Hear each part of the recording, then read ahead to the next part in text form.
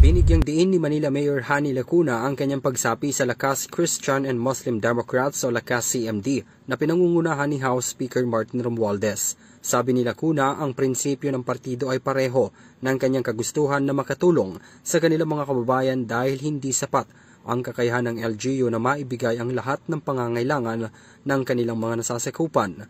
Malaking tulungan niya para sa mga Manilenyo ang pagsapi nito sa Lakas na siya ngayong pinakamalakas na political party sa bansa dahil binibigyang prioridad nito ang kanyang mga constituents. Ay binibigyan talaga nila ng prioridad yung kanila pong mga constituent.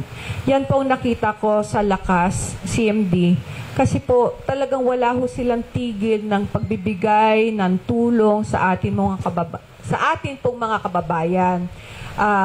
Testigong buhay po kami ni Vice Yul na kung saan almost every month meron po silang binibigay na tulong sa atin sa pamamagitan po ng iba't ibang mga programa. MAIP po, yun po yung nilalagay nilang pondo sa atin pong mga ospital. Lagi po diyang beneficiary ang Santa Ana Hospital at ang Ospital ng Maynila. Nauna na rin niya nitong sinasabi na hindi siya mahihiyang lumapit ng tulong sa mga pwedeng tumulong sa kanya kahit pa sa pribadong mga ahensya basta't sa ikagaganda ng kanilang serbisyo sa mga batang Manilenyo na nakita nila sa partido. Ilan sa mga tinutukoy na tulong na ibinigay sa kanila ay ang Cancer Specialist Center na itinatayo ngayon sa Ospital ng Maynila.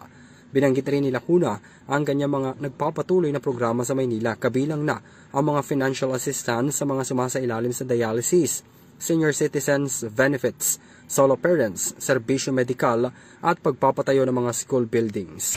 Maliban pa po dyan sa Kalinga sa Maynila program ay meron po tayong People's Day na kung saan every 2 weeks ay lahat po na lumalapit sa aking tanggapan na humingi po ng tulong medikal ay binibigyan po natin ng tulong medikal. Alam naman po natin na di po sapat na yung mga idinudulog nila sa iba't ibang mga ahensya.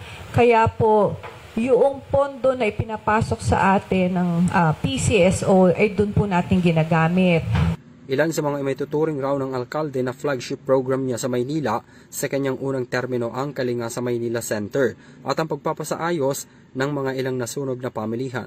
Samantala umabot na raw sa 2.5 billion pesos ang nabayaran nilang utang ng lungsod mula sa 17.8 billion pesos na inutang ng nakaraang administrasyon ng Maynila na sinimulan nila mula nang manungkulan siya bilang alkalde noong 2022. Para sa EuroTV News, ako si Henry V.